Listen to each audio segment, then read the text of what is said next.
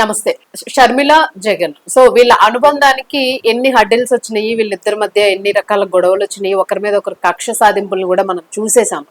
వాళ్ళ పార్టీలు కూడా వేరైపోయినాయి. సో ఒకరి మీద ఒకరు దుయ్యబట్టుకున్నారు, ఇవన్నీ చూసాం మనం. అయితే ఇప్పుడు మాత్రం మళ్ళా షర్మిల, జగన్ ఒక ఒప్పందానికి వచ్చేసారు, వీళ్ళిద్దరు కూడా కలిసిపోతూ ఉన్నారు అనే వార్త వినిపిస్తోంది. ఒకవేళ కలిసిపోతే ఏం జరగబోతోంది, రాజకీయాల్లోని ఏదైనా ఒక మార్పు వచ్చే అవకాశం ఉందా?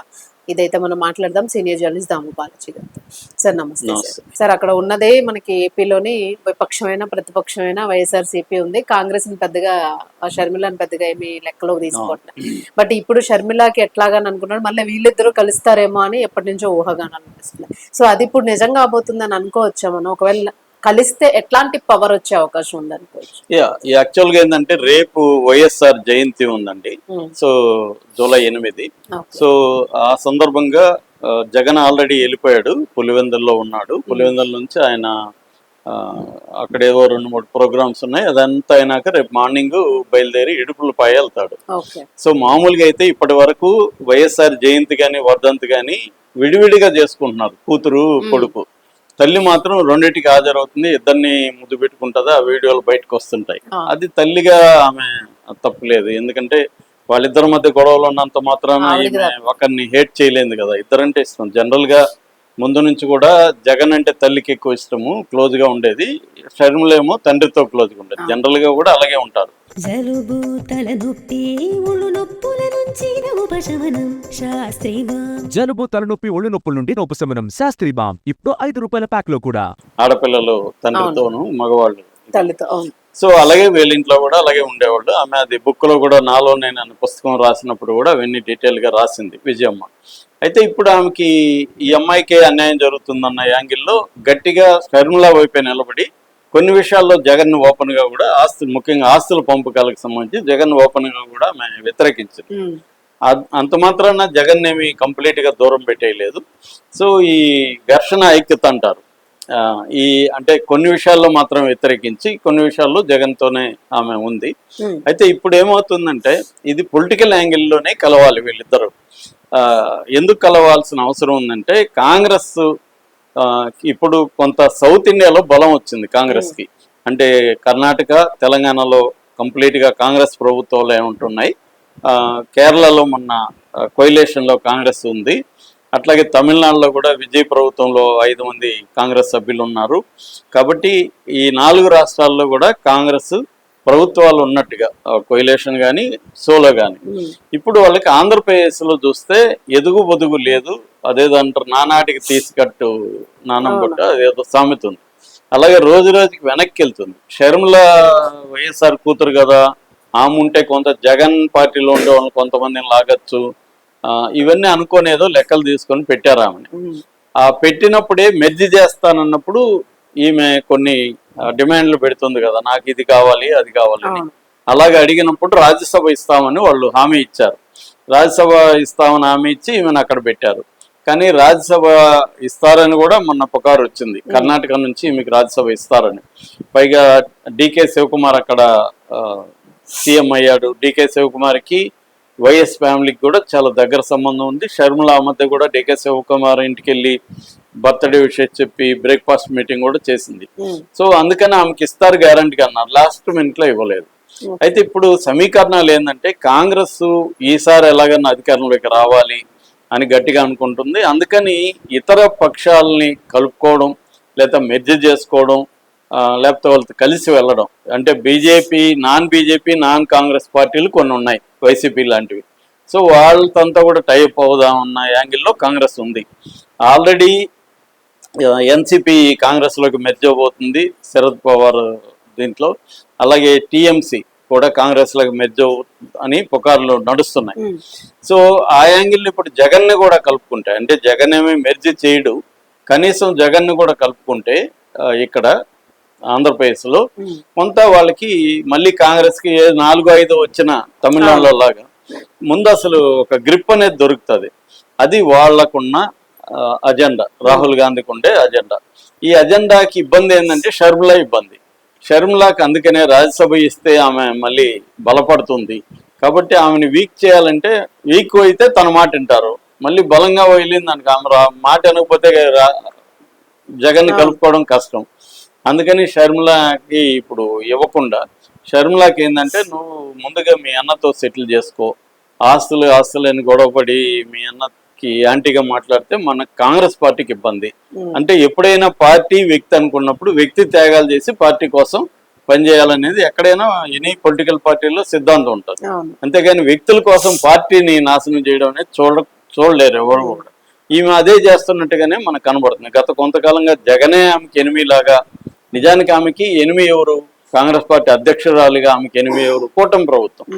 కానీ కూటమి ప్రభుత్వాన్ని ఎనిమిగా చూడకుండా కాంగ్రెస్ ఎనిమి జగనే అయినట్టుగా, జగన్ నిజానికి కూటమి ప్రభుత్వానికి కూడా ఎనిమి కాబట్టి ఎనిమికి ఎనిమి ఫ్రెండ్ గా చూడాలి పొలిటికల్ గా. అది ఆమె చేయట్లేదు. అంటే పొలిటికల్ అజెండాని దాటి వ్యక్తిగత అజెండాతో ఆమె వెళ్తుంది అనేది అందరికి అర్థమైంది. అందుకని ఇప్పుడు కాంగ్రెస్ వాళ్ళు ఆమె గట్టిగా చెప్పినట్టుగా తెలుస్తుంది, నువ్వు జగన్తో రాజీ పడాలి పార్టీ కోసం, దానికి మా వైపు నుంచి ఏం సహాయం కావాలో చేస్తాము.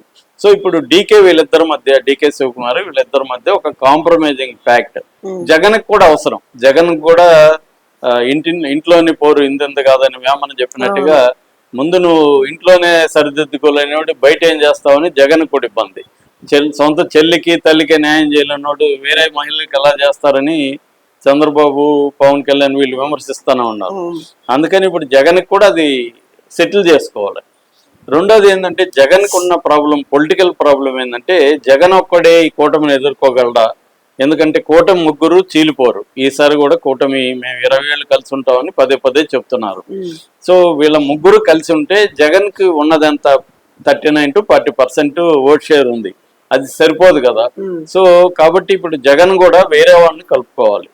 సో అందుకని ఇప్పుడు జగన్ ఏం ఆలోచిస్తున్నా అంటే కాంగ్రెస్ తో, ఎందుకంటే బీజేపీతో కలిసే పరిస్థితి జగన్కి లేదు కాబట్టి ఇంక మిగిలింది అతనికి ఎవరు?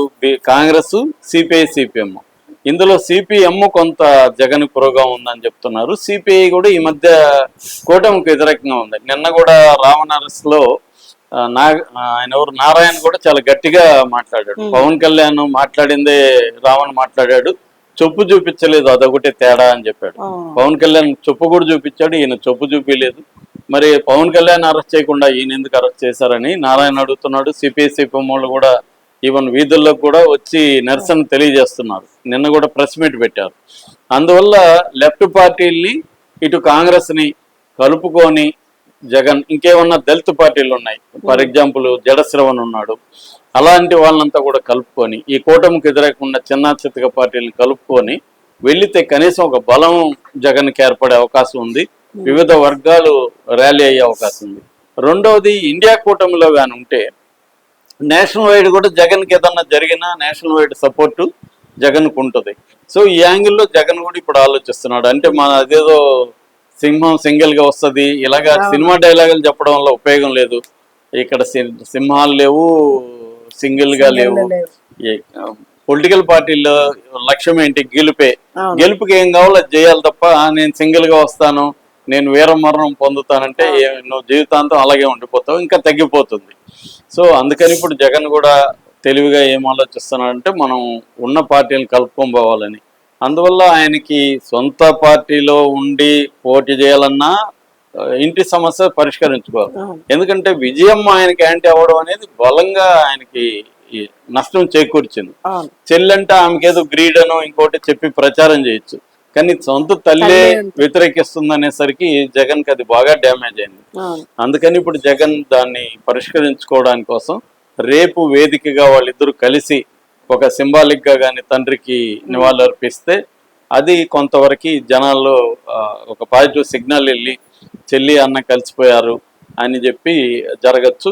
అప్పుడు కాంగ్రెస్ పార్టీతో కూడా జగన్, ఎందుకంటే 3 ఏళ్ళు ఉంది కాబట్టి ఇప్పటికిప్పుడేమీ లేకపోయినా మెల్లమెల్లగా కాంగ్రెస్ వైపు వెళ్లే అవకాశం అయితే ఉంది. అందుకనే బెంగళూరులో ఎక్కువ జగన్ ఎందుకుంటాడంటే అక్కడ కూర్చొని డీకే శివకుమార్ తో వెళ్తూ మంతనాలు జరుపుతున్నారని, రాహుల్ గాంధీతో కూడా ఇండైరెక్ట్ గా మాట్లాడుతున్నారని చెప్తున్నారు. ఎందుకంటే కూటమి పార్టీలు అన్ని కూడా ఒక కాంగ్రెస్ తప్ప మిగతా అన్ని పార్టీలు కూడా జగన్ కి అనుకూలంగానే ఉన్నాయి. జగన్ బిగినింగ్ లో ఢిల్లీలో వెళ్ళి ధర్నా చేసినప్పుడు కూడా దాదాపు 8 ఇండియా కూటమి పార్టీలు జగన్ కి మద్దతుగా నిలబడ్డాయి. సో ఇప్పుడు జగన్ ఆ వైపుకి ఆలోచిస్తున్నాడు. ఎందుకంటే కాంగ్రెస్ కానీ కూటమి కానీ చంద్రబాబు ఇంకా వెళ్ళే పరిస్థితి లేదు, బీజేపీని వదలడు. కాబట్టి వాళ్ళకి సౌత్ ఇండియాలో డిఎంకే కూడా చేజారిపోయింది. అందుకని జగన్ని కానీ మనం చేసుకుంటే కొంత బలం ఉంటుంది. జగన్కి ఎలాగో 40% ఉంది, నెట్వర్క్ ఉంది, మీడియా ఉంది. సో మనకు కూడా హెల్ప్ అవుతుంది అన్న ఆలోచనలో ఉన్నట్టుగా తెలుస్తుంది. మరి ఏం జరుగుతుందనేది చూడాలి. Right, thank